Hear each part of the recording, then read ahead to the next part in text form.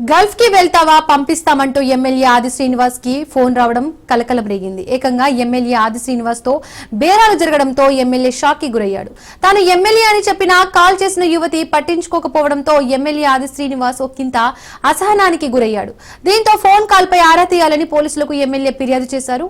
MLA complaint తో రంగంలోకి దిగిన పోలీసులు చర్యలు చేపట్టారు. తీగలాగితే అక్రమ దందా బయటపడడం ఇప్పుడు చర్చనీయాంశంగా మారింది.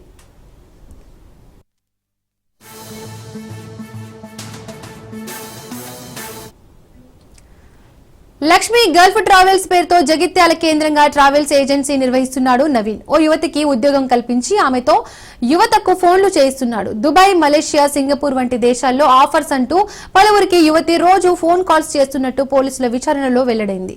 గల్ఫ్ లో ఉద్యోగాలు ఇప్పిస్తామంటూ నవీన్ తో పాటు యువతి పలువురిని ట్రాప్ చేసినట్లు పోలీసులు గుర్తించారు. కేసు నమోదు చేసిన పోలీసులు ట్రావెల్స్ ఏజెన్సీ నిర్వాహకుడు నవీన్ ను అరెస్ట్ చేశారు. ప్రస్తుతం విచారణ కొనసాగుతోంది.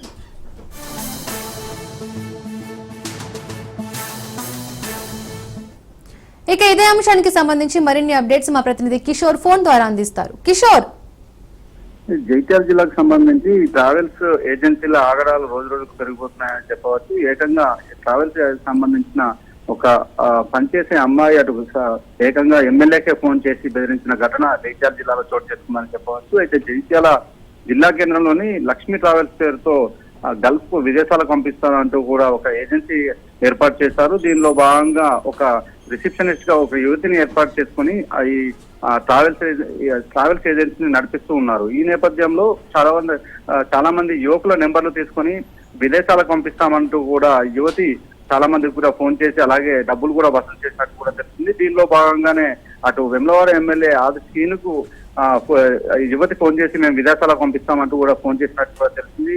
దీనిలో భాగంగా ఎమ్మెల్యేను నాకెందుకు ఫోన్ చేశారంటూ అని ఆదిత్యను ప్రశ్నించగా ఆ యువతి ఎమ్మెల్యే పైనే ఆగ్రహం వ్యక్తం చేసినట్టు కూడా తెలుస్తుంది. దీనిలో భాగంగా ఎమ్మెల్యే ఎస్పీకి ఫిర్యాదు చేశారు. ఎస్పీ ఫిర్యాదు చేయడంతో అక్కడ స్థానికంగా ఉన్న పోలీసులు ఈ లక్ష్మీ ట్రావెల్స్ పై దాడి చేసి దానికి సంబంధించిన అనుమతులు కూడా లేవని గుర్తించారు. అంతేకాకుండా ఆ యజమాని ఎవరైతే ఉన్నారో నవీన్ పై సుమోటోగా కేసు నమోదు చేసుకుని అయితే ఇప్పటి వరకు ఎంతమందిని విదేశాలకు పంపిస్తారంటూ మోసం చేశారో దాని లిస్టు కూడా తీసుకున్నట్టు కూడా తెలుస్తుంది. దీనిలో భాగంగా కేసు నమోదు అవడంతో జైత్యాల జిల్లాకు సంబంధించి చాలా మంది వద్ద డబ్బులు వసూలు చేసినట్టు కూడా తెలుస్తుంది. విదేశాలకు పంపిస్తాం, గల్ఫ్ పంపిస్తాం, ఉద్యోగాలు ఇస్తామంటూ కూడా డబ్బులు వసూలు చేసినట్టు కూడా తెలుస్తుంది. దానికి సంబంధించి తీగలస్తే డొంక కలిగినట్టుగా ఇటు ఎమ్మెల్యే ఫోన్ రావడంతో ఎమ్మెల్యే ఎస్పీ ఫిర్యాదు చేయడంతో పూర్తి స్థాయిలో సుమారు 20 మందికి పైగా బాధితులు బయటపడినట్టు కూడా తెలుస్తుంది. అయితే నవీన్ ఆగడాలకు సంబంధించి ఇప్పటికే కేసు నమోదు చేసుకుని పూర్తి స్థాయిలో దర్యాప్తు చేస్తున్నారు. అయితే జగిత్యాల జిల్లా సారంగపూర్ మండలం రంగంపేటకు చెందిన నవీన్ గా గుర్తించారు. ఒక రిసెప్షనిస్ట్ అమ్మాయిని ఏర్పాటు చేసుకుని ఇటు యువకులకు ఫోన్ చేసి కూడా ఈ డబ్బులు వసూలు చేస్తున్నట్టు కూడా తెలిసింది. దీనిలో భాగంగానే ఇటు ఎమ్మెల్యేకి ఫోన్ చేశారు. ఎమ్మెల్యే పైన ఆగ్రహం వ్యక్తం చేసింది యువతి. ఎమ్మెల్యే ఫిర్యాదుతో పూర్తి స్థాయిలో లక్ష్మీ ట్రావెల్స్ సంబంధించి భాగవతం బయటపడినట్టు కూడా తెలుస్తుంది. Thank you Kishore.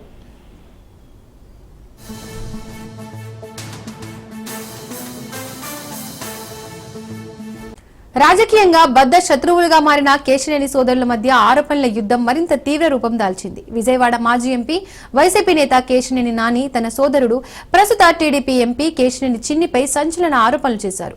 ఏపీలో ప్రకంపనలు సృష్టిస్తున్న మద్యం కుంభకోణంలో అరెస్టైన కీలక వ్యక్తులతో కేశినేని చిన్నికి సంబంధాలున్నాయని నాని ఆరోపించారు. కేశినేని చిన్ని టార్గెట్ గా తీవ్ర విమర్శలు చేసిన నాని లిక్కర్ స్కామ్ కేసులో చిన్నిని కూడా విచారించాలన్నారు. కేసిరెడ్డి కంపెనీలో చిన్ని కుటుంబానికి కూడా వాటా ఉందన్నారు. చిన్ని కంపెనీలోనూ కేసిరెడ్డి పార్ట్నర్ గా ఉన్నాడని తెలిపారు.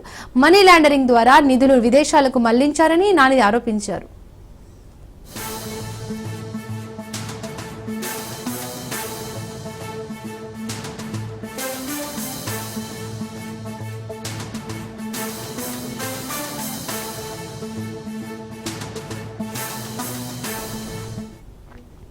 లిక్కర్ స్కామ్ వ్యవహారంలో కేశినేని నాని చేసిన వ్యాఖ్యలను ఎంపీ చిన్ని కొట్టిపారేశారు. ఆయన చేసిన ఆరోపణలపై స్పందించాల్సిన అవసరం లేదన్నారు. టీడీపీలో ఉంటూ వైసీపీ అధినేత జగన్ కు కొమ్ము కాసిన వ్యక్తి నాని అంటూ చిందులు తొక్కారు. తమ సంస్థకు చెందిన ఆస్తి సరిహద్దుల్లో కేసిరెడ్డి, రాజశేఖర్ రెడ్డి సంస్థకు చెందిన స్థలం ఉండడంతో కలిసిన నిర్మాణ పనులు చేపట్టేందుకు 2021లో రిజిస్టర్ అయిన సంస్థ అది అని తెలిపారు. తాను రాజకీయాల్లోకి రాకముందే కేసిరెడ్డితో సంస్థతో తెగదెంపులు చేసుకున్నానని అన్నారు. అందుకు తాను చాలా నష్టపోయానని పేర్కొన్నారు. విదేశాల్లో పెట్టుబడులు అంటూ నాని చేసిన ఆరోపణలు నిరూపించాలని సవాల్ విసిరారు. దమ్ముంటే తనకు కేసిరెడ్డి, రాజశేఖర్ రెడ్డికి ఆర్థిక లావాదేవీలు ఉన్నట్లుగా నిరూపించాలని చిన్ని ఫైర్ అయ్యారు.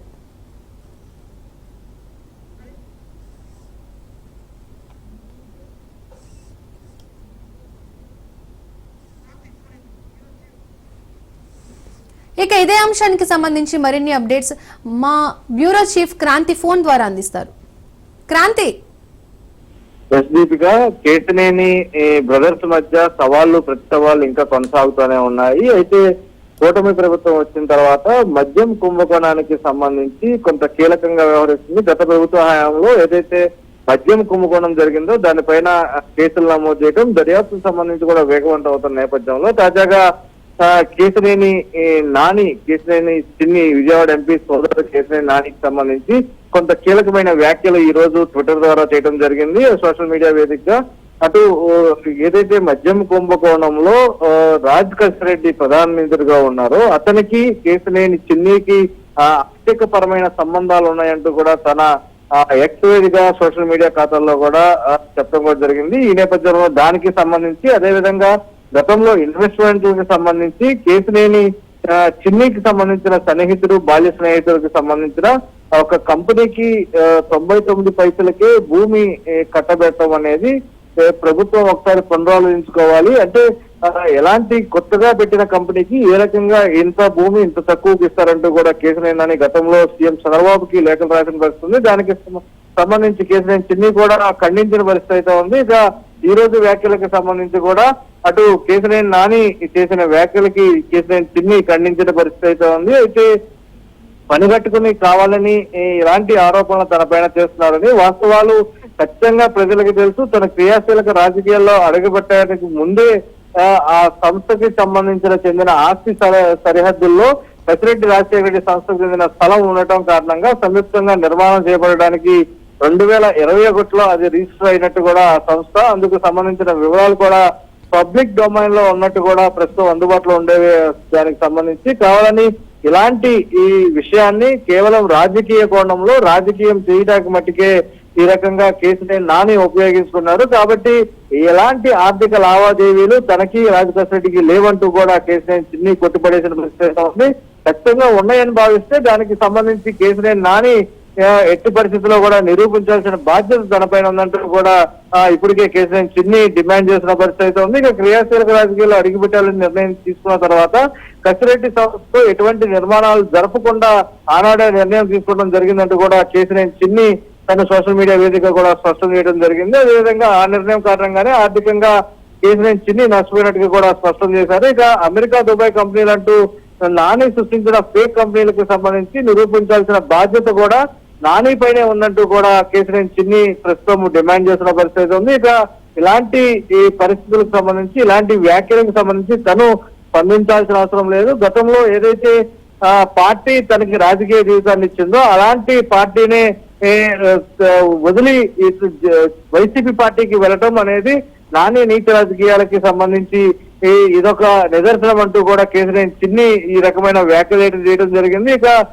తనకి సత్తా ఉంటే అదేవిధంగా చిన్నికి కసిరెడ్డికి మధ్య ఆర్థిక లావాదేవీలు నిరూపించాలి, లేదంటే ఈ ఉత్తరాల పేరుతో ఇలాంటి డ్రామాలు కట్టిపెట్టాలంటూ కూడా కేసీఆర్ నానికి సవాల్ విసిన పరిస్థితి ఉంది. మొత్తంగా ఈ హై డ్రామా అయితే కొనసాగుతుంది. కేసీఆర్ బ్రదర్స్ మధ్య సవాళ్లు ప్రతి సవాళ్ళు అయితే కొనసాగే పరిస్థితి కనబడుతుంది. ఇప్పటికే అటు కేసీఆర్ చిన్ని ఎంపీ అయిన తర్వాత అటు కూటమి ప్రభుత్వం ఏర్పడిన తర్వాత దాదాపు 2 నెలల నుంచి కూడా ఈ సవాళ్ళ ప్రక్రియ అయితే కొనసాగుతుంది. ప్రతి సవాళ్ళకు సంబంధించిన ప్రక్రియ కూడా కొనసాగుతున్న పరిస్థితి ఉంది. అయితే ఇది ఏ రకంగా దారితీస్తుంది, అదేవిధంగా ఈ ఆరోపణలకి సంబంధించి ఒకళ్ళు ఆరోపణలు చేసుకుంటున్నారు. అయితే దీనికి సంబంధించి కేసీఆర్ నాని ఏ రకంగా స్పందిస్తారనేది కూడా కొంత వేచి చూడాల్సిన అవసరం అయితే ఉంది. Deepika, thank you Kranti.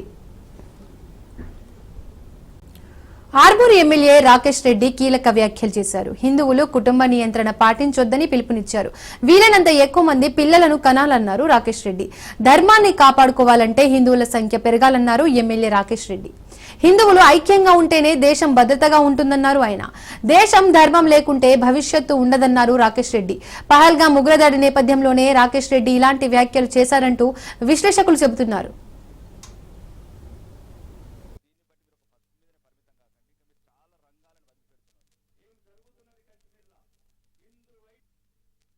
రైతు ఎన్ని రకాలుగా ఇంకా రిలేటెడ్ పసుపు సుమారు 9 నెలలు పసుపు ఇత్తనం పోసినప్పటి నుంచి పసుపు దొబ్బి ఉడకబెట్టి ఎండబెట్టి గంజికి తీసుకుపోయిన దాకా రైతు ఎంత యాతన పడతాడు, ఎంత ఇబ్బంది పడతాడు, ఇవన్నీ అనుభవించినాం. కాబట్టి ఈ రోజు ఎక్కడన్నా ప్రభుత్వంలో ఇంత పెద్ద ఉన్నతమైన స్థానాలలో ఉన్నా, ఈ రోజు ప్రజాప్రతినిధులుగా మీ అందరి ఆశీర్వాదంతో ఎన్నికైనా నిరంతరం రైతుల గురించి పోరాడుతున్నాం. అంటే ఈ వాల్యూ యాడెడ్ ఎందుకంటే ఇది ఒకటే కాదు, రైతులు దీన్ని బట్టి మీరు ఒక పసుపు మీదనే పరిమితం కాకండి, ఇంకా మీరు చాలా రంగాలను వదిలిపెడుతున్నారు. ఏం జరుగుతున్నది కాశ్మీర్లో హిందువైతే కాదు దబ్బిలు ఇంకెందుకు కులపిచ్చి చూసిండ్రా? కమరోళ్ళు, కుమరోళ్ళు, అడ్డోళ్ళు, కాపోళ్ళు, మంగళోళ్ళని అడిగినా ఇటు తమిళోడా, ఇటు మహారాష్ట్రోడా, ఇటు భాష తెలుగు అడిగినా హిందువు అయితే కాదు. కాబట్టి మీరు ఏదైతే జీవితాంతం కష్టపడి కడుపులా కనుక్కున్న పిల్లలు అన్నిటికీ అదే చెప్తున్న వేదిక ద్వారా దయచేసి మా సోదరులు మహిళలు అందరూ ఉన్నారు కాబట్టి ఈ ఫ్యామిలీ ప్లానింగ్ అనేది తీసేయమంటున్నాం. మొత్తం హిందువులో ఫ్యామిలీ ప్లానింగ్ కడుపు నిండా కనుకోరు పిల్లలు, కడుపు నిండా కనుకోరు లేదా మొత్తం ధర్మం కూడా ఉంచుకోండి. సనాతన ధర్మం అంతరించిన రోజు మీరు ఏదైతే మీ బిడ్డలను ఇంత అల్లారుముద్దుగా పెంచుకుంటున్నారో మీరు మీ గురించి బతుకుతున్నారు. ఈ రోజు మేము మీ బిడ్డల గురించి బతుకుతున్నాం. ఈ తుపాకులు ఆపాలంటే హిందువుల ఐక్యత ఒకటి. మనకు మనం ఒకటవుదాం. ఉమ్మడి వరంగల్ జిల్లాలో ఏకశిల హాస్పిటల్స్ పేరు ప్రఖ్యాతలుగాంచింది. ప్రాణాపాయ స్థితిలో ఉన్న ఎంతో మందికి ప్రాణం పోసిన ప్రాణదాతగా ఏకశిల హాస్పిటల్స్ కు గుర్తింపు ఉంది. అంతేకాదు సమాజంలో ప్రాణదాతగా ప్రశంసలు అందుకుంటుంది ఏకశిల హాస్పిటల్స్. అత్యవసర చికిత్స కోసం హైదరాబాద్ లాంటి మహానగరాలకు వెళ్లకుండా ప్రాణాలు కాపాడుకునేందుకు ఏకశిల హాస్పిటల్స్ ను ఏర్పాటు చేశారు. క్లిష్ట పరిస్థితుల్లో ఉన్న వారికి సైతం అత్యవసర వైద్య సేవలు నిర్వహిస్తున్నారు. ప్రజలకు తమపై నమ్మకం ఉందని, అదేవిధంగా రోగుల ప్రాణాలు కాపాడతామని బాధితులు భరోసా కల్పిస్తున్నారు ఏకశిల హాస్పిటల్స్ జనరల్ మేనేజర్ శ్రీదేవి. అప్పటికే ఇప్పటికే ఎప్పటికైనా ఆ రోగులకు మరింత మెరుగైన వైద్యం అందించడంలో ఎవరూ తమకు పోటీ లేరంటున్న ఏకశిల హాస్పిటల్స్ జనరల్ మేనేజర్ శ్రీదేవితో మా వరంగల్ ప్రతినిధి చంద్రశేఖర్ ఫేస్ టు ఫేస్. వైద్యో నారాయణ హరి, డాక్టర్ దేవుడితో సమానం అనే సూత్రానికి కట్టుబడి ఉమ్మడి వరంగల్ జిల్లాలో వైద్య సేవలు అందిస్తున్నారు హన్మకొండలోని ఏకశిల హాస్పిటల్స్ వారు. అత్యంత క్లిష్ట పరిస్థితిలో ఉన్న ఎంతోమంది పేషెంట్లకి ప్రాణదాతగా ప్రశంసలు పొందుతున్నారు. మనతో ఈ హాస్పిటల్ జనరల్ మేనేజర్ శ్రీదేవి గారు ఉన్నారు, తనతో మాట్లాడదాం. మేడం, మీరు ఇప్పటికీ ఈ ఉమ్మడి వరంగల్ జిల్లాలోనూ ఎన్నో సేవలు అందిస్తున్నారు. ఎలాంటి సేవలు మన హాస్పిటల్లో అందిస్తారు? ఇక్కడ ఏ విధమైన క్లిష్టంలో ఉన్న పేషెంట్స్ కూడా వీళ్ళకి సేవలు అందిస్తుంటారు, అలాంటి ఏమిటి? సార్, ఇది 2013లో హాస్పిటల్ స్థాపించారు సార్. వీళ్ళ మేనేజ్మెంట్ మోటో ఏంటంటే, మనకు ఎనీ యాక్సిడెంట్ కేసు కానీ, తలకు దెబ్బలు తగిలినా, ఇలాంటి హార్ట్ స్ట్రోక్ వచ్చినా కూడా, ఇలాంటి సీరియస్ ఇంజురీస్ ఏదైనా కూడా మనము హైదరాబాద్కి షిఫ్ట్ చేయాల్సిందే.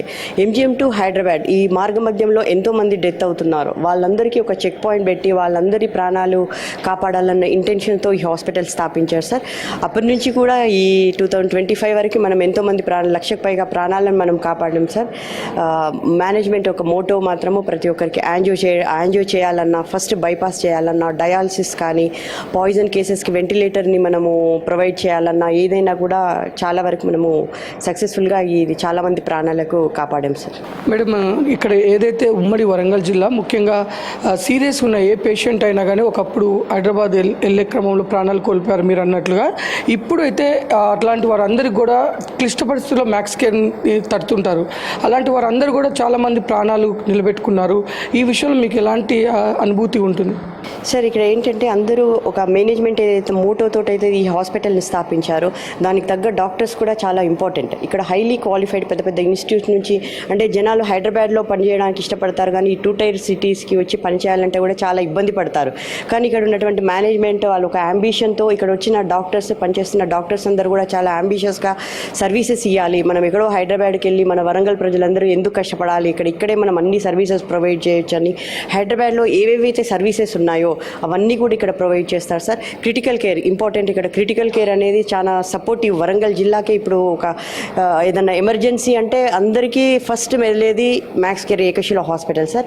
ఇక్కడికి వెళ్తే మనం ఎట్లయినా మనం బయటపడవచ్చు అన్న కాన్సెప్ట్తో ఇప్పుడు వేరు హాస్పిటల్లో కూడా ఏదైనా కేసు బ్యాడ్ అయినా ఏదైనా మనం అక్కడికి వెళ్తే వాళ్ళ ప్రాణాలతో బయటపడవచ్చు అన్న కాన్సెప్ట్ తోటి ఇక్కడికి మనకు చాలామంది డాక్టర్స్ కూడా ఇక్కడ వాళ్ళ కేసెస్ని పెట్టి ట్రీట్ చేసుకుంటారు సార్. ఎందుకంటే ఇక్కడ క్రిటికల్ కేర్ టీమ్ అంత స్ట్రాంగ్గా ఉంది.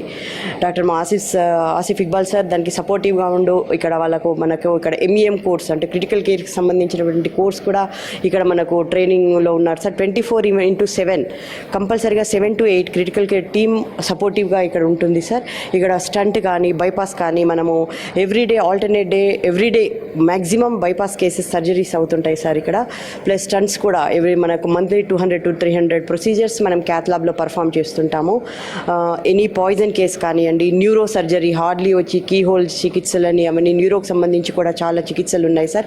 అవన్నీ కూడా మనకు well qualified supportive anaesthesia department కూడా ఉంది మనకి. అంటే ఓటీస్ కూడా అంటే ఏదైతే ఇట్లాంటి కేసెస్ బైపాస్ చేయాలన్న ఇవన్నా మనకు మెయిన్ ఎక్విప్మెంట్ కానీ దానికి సపోర్ట్ సిస్టమ్ అయినటువంటి థియేటర్స్ ఇంపార్టెంట్ సార్. ప్రతి చోట థియేటర్స్ ఉంటాయి కానీ దానికి సంబంధించి ఎలాంటి ఉంటే ఇన్ఫెక్షన్ రేట్ కానీ అవి చేసే ఎక్విప్మెంట్ కూడా చాలా ఇంపార్టెంట్. వాటికి అవి దానికి సంబంధించి ప్రొవైడ్ చేయాలన్నా కూడా చాలా పెద్ద టాస్క్ సార్ అది.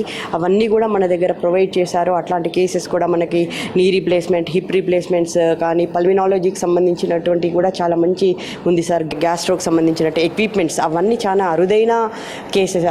అవన్నీ ఎక్విప్మెంట్స్ కూడా మన దగ్గర ఉండి అన్నిటికీ సంబంధించినటువంటి ఫుల్ ప్లెడ్జ్గా ఒక ఏకశిల హాస్పిటల్కి వస్తే అన్ని రకాలు నుంచి ఎట్లాంటి ఫిజిషియన్స్కి సంబంధించినవి కానీ బాడీలో ఉన్న ప్రతి ఆర్గానికి సంబంధించినటువంటి డాక్టర్స్కి అన్ని ఫుల్ ప్లెడ్జ్ ట్రీట్మెంట్ మన దగ్గర ఉంది సార్.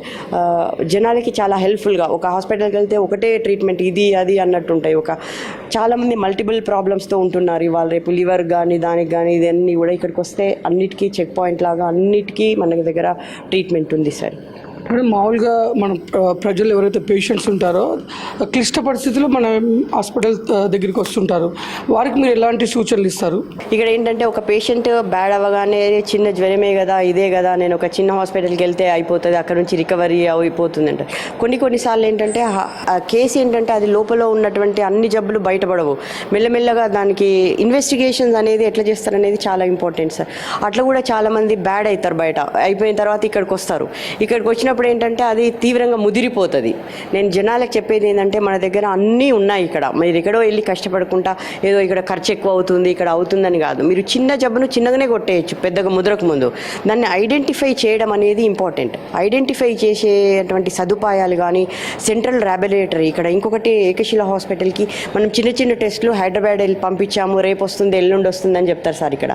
కానీ మన దగ్గర ఫుల్ ప్లెడ్జ్ ఒక హాస్పిటల్కి ఒక సూపర్ స్పెషాలిటీ హాస్పిటల్కి ఎలాంటి ల్యాబొరేటరీ కావాలో సెంట్రల్ ల్యాబొరేటరీ అక్కడ మనకి ఉంది సార్. ఇక్కడ అన్ని టెస్టులు మనం ఇక్కడనే ఐడెంటిఫై చేసుకొని దానికి సంబంధించిన అన్నీ కూడా మనము ఇచ్చేవచ్చు. అట్లాంటిది కూడా మన ఉంది. ప్రజలందరూ కూడా చిన్న హాస్పిటల్స్కి వెళ్ళి ఆ జబ్బును పెద్దగా చేసుకోకుండా చిన్నగా వస్తే చిన్నగానే అయిపోతుంది. అక్కడ బయట బ్యాడ్ అయిపోయి అక్కడ ఖర్చు పెట్టుకొని వచ్చి ఇక్కడ ఖర్చు పెద్దగా చేసుకొని ఇబ్బంది పడకుండా సింపుల్గా అన్నిటికీ చెక్ పాయింట్ ఇక్కడ ఉంది. కాబట్టి అందరూ కూడా వరంగల్ ప్రజలందరూ యూటిలైజ్ చేసుకోవాలని కూడా కోరుకుంటున్నాం సార్. అది మేడం, తెలంగాణలో హైదరాబాద్ తర్వాత కిడ్నీ మార్పిడికి మన హాస్పిటలే ఇక్కడ సేవలు అందిస్తుంది అంటున్నారు. ఎలాంటి సేవలు అందిస్తుంది? సరే, అన్నిటికీ మించి ఇక్కడ పునర్జన్మ. ఒక వ్యక్తి ఒక ఆర్గాన్ని పక్కన వాళ్ళకి అది చేసినంటే దానికి మించింది ఇంకేదీ లేదు సార్. ఆ అదృష్టం కూడా మా ఏకశిల హాస్పిటల్కి దక్కింది, మా మేనేజ్మెంట్కి దక్కిందని చెప్పడానికి చాలా గర్వపడుతున్నాం సార్. ఎందుకంటే ఆర్గాన్ మార్పిడి అనేది దాన్ని మించింది ఏమీ లేదు. ఇంకా దానికి మించి బైపాస్ ఆఫ్టర్ అవర్స్ ఇది ట్రాన్స్ప్లాంటేషన్ అనేది ఇక్కడ దిగ్విజయంగా కూడా మనకు నెఫ్రాలజీ టీమ్, యూరాలజీ కంప్లీట్ కిడ్నీకి సంబంధించినటువంటి ట్రీట్మెంట్ కూడా మనకు హార్ట్కి ఎట్లా ఉందో కిడ్నీకి కానీ ఎట్లా ఉందో కిడ్నీ కూడా పూర్తి ట్రీట్మెంట్ మన దగ్గర ఉంది సార్. కిడ్నీ మార్పిడి కూడా మనము దిగ్విజయంగా చేస్తున్నాము. ఒక మెడికల్కి సంబంధించినటువంటి స్టూడెంట్స్ కూడా మన దగ్గర అంటే విద్యను అభ్యసించి డిఎన్బి కోర్సెస్ మనకి పల్మినాలజీకి సంబంధించి, రేడియాలజీకి సంబంధించి, జనరల్ మెడిసిన్స్కి, అనస్థీషియాకి, కార్డియాలజీకి కూడా ఇప్పుడు అప్లై చేశాం సార్. వైద్యులను కూడా ఇప్పుడు ఏకశిల హాస్పిటల్ తయారు చేస్తుందంటే చాలా హ్యాపీగా చాలా ఇక్కడ పనిచేస్తున్నందుకు చాలా సంతోషంగా ఉంది సార్. మేడం, ఇంకా ఈ వైద్య సేవలు అందించడంలో ఎలాంటి ఫ్యూచర్ ప్లాన్స్తో ఉన్నారు? ఇంకా ఎలాంటి సేవలు ఇంకా అధునాతనంగా సేవలు తీసుకురావాలనుకుంటున్నారు? సార్ స్టార్టింగ్లో మేము వచ్చినప్పుడు క్రిటికల్ కేర్ అనేది సార్ వాళ్ళు మేనేజ్మెంట్ ఒక మోటో తోటి ప్రాణాలు రక్షించాలన్న కాన్సెప్ట్ తోటి దాంట్లో 100% మనము సక్సెస్ అయ్యామని చెప్పాను సార్. ఎందుకంటే ఎన్నో ప్రాణాలు కార్డియాక్ అరెస్ట్ అయ్యి సిపిఆర్, ఇక్కడ మనకు సిపిఆర్ ట్రైనింగ్స్ కూడా రెగ్యులర్గా మనకు ఒక టీం ఉంది సార్. జనాలకి కూడా అవేర్నెస్ కోసం కూడా బయట అందరికీ కూడా నేర్పిస్తుంటారు. ఇంటీరియర్ అంటే మన ఏమంటారు ఊర్లలో కూడా అక్కడక్కడ వెళ్ళి అక్కడ చిన్న చిన్న వైద్య హాస్పిటల్లో కూడా మన సార్ టీం వాళ్ళు వెళ్ళి నేర్పిస్తుంటారు సార్. వెంటనే కొలాప్స్ అయినప్పుడు మనం ఎట్లాంటి ప్రికాషన్స్ తీసుకోవాలి, ఎట్లా వాళ్ళను సర్వైవ్ చేయాలనేది కూడా మనము చేస్తున్నారు సార్. ఆ దాంట్లో సక్సెస్ అయ్యాము. యాంజియోగ్రామ్లో గుండె పోటు వచ్చిన వాళ్ళని ఎట్లా రక్షించాలి, ఏం చేయాలి అనే దాంట్లో పాయిజన్ ప్రతి చోట ఒక అంబిషియస్తో మనం ముందుకు వచ్చాం సార్. ఇంతవరకు అయితే బైపాస్ కానీ ఏది కానీ పల్మినాలజీకి సంబంధించింది కానీ అన్ని రకాలుగా బ్రాంకోస్కోపీలో ఎవ్రీథింగ్ అన్నీ చేశాము. ఇప్పుడు ట్రాన్స్ప్లాంటేషన్లో కూడా మనము ఈ అంబిషన్తో ఈ ఇయర్ మేము ముందుకు వచ్చి సక్సెస్ఫుల్గా ఇది కూడా రన్ చేస్తున్నాం సార్. నెక్స్ట్ మేనేజ్మెంట్ ఎక్మో హార్ట్కి సంబంధించింది చివరి ప్రాణాలు రక్షించడంలో అదొకటి. సిఆర్ఆర్టీ కూడా ఒకటి ఉంటుంది సార్. అది కూడా మొట్టమొదటిసారిగా వరంగల్ మన దగ్గరనే ఉంటుంది. అంటే బీపీ కొలాప్స్ అయ్యి అన్ని రకాలైనప్పుడు పేషెంట్ ఎట్లా రివర్ట్ చేయాలి, ఎట్లా చేయాలనేది ఒకటి సిఆర్ఆర్టీ ప్రొసీజర్ ఉంటుంది సార్. అది కూడా మనం ఇక్కడ రన్ చేస్తున్నాం. దాంతో కూడా చాలామంది ప్రాణాలతో బయటపడి ఉన్న వాళ్ళు ఉన్నారు సార్. ఇప్పుడు ఎక్మో ఒకటి వాళ్ళ అంబిషన్తో ఉన్నారు సార్. వరంగల్ ఏంటంటే ఒక కంప్లీట్ హైదరాబాద్ వెళ్ళకుండా కంప్లీట్ హబ్, ఇక్కడ మెడికల్కి సంబంధించిన అన్ని మన ప్రజలు జిల్లా వాసులు అందరూ యూటిలైజ్ చేసుకోవాలన్న కాన్సెప్ట్తో మేనేజ్మెంట్ ముందుకెళ్తుంది సార్. అత్యంత క్లిష్ట పరిస్థితుల్లో ఉన్న పేషెంట్స్కి ప్రాణదాతలుగా నిలుస్తుంది ఈ ఏకశిల హాస్పిటల్స్.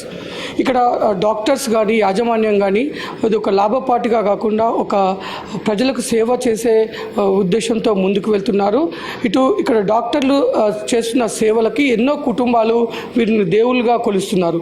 హైదరాబాద్ తర్వాత అత్యంత ప్రాధాన్యత పొందింది ఉమ్మడి వరంగల్ జిల్లాలోని ఈ హన్మకొండ వరంగల్ మెడికల్ హబ్గా ఉంది.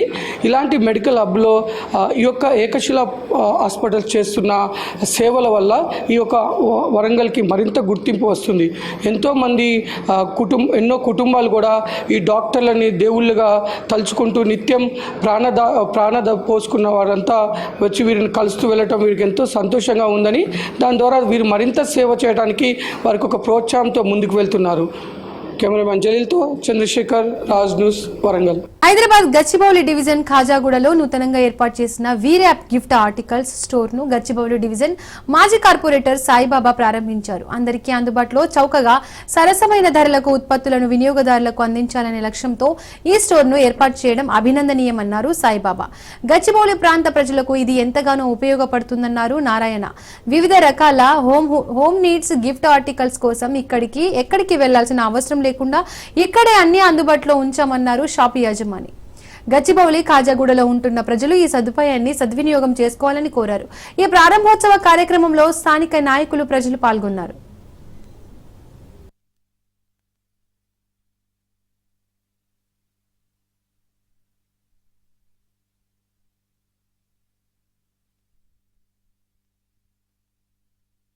ఖాజాగూడలో మేము గిఫ్టింగ్ స్టోర్ ఓపెన్ చేసాము. ఇట్స్ కాల్డ్ వీవ్రాప్ gifting studio. Customised gifting and అన్ని అకేషన్స్కి గిఫ్ట్స్ కస్టమైజ్ క్యూరేట్ చేస్తాం. ఇక్కడ సాయిబాబా గారు వచ్చారు ఇనాగ్రేషన్కి. We are very happy. And also my dear friend, please come. DSR Group, one of the director, Amulya Reddy, is also here.